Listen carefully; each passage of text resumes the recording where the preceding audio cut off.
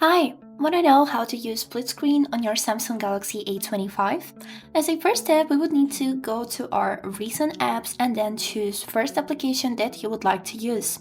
After this, hold your finger on the tab with this app and pull it to the upper part until you will see this tab which is saying drop here to open. Then release your finger, and here at the bottom part we would need to choose the second application that we would like to use.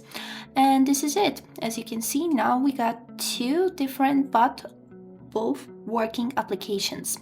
So here we got Google, here we got settings, and this is especially useful for multitasking.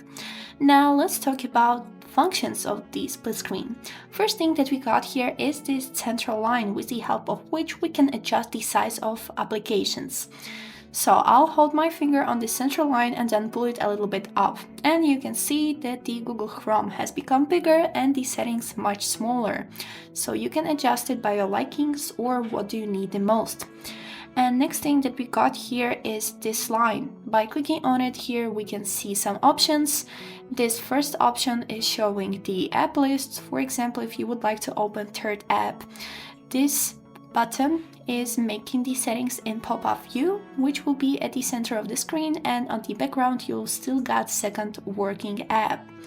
So next button that we got here is making the app full screen. As you can see, we got two lines here and the active one is currently blue. So by clicking this button here, the Google Chrome will become full screen, but we can switch to this one and then the settings will become full screen. We can also test it like this. And now let's go back to the split screen. Last button that we got here is to end the split screen mode. By clicking on this cross, this is it. You have successfully exited the split screen. Thank you for watching.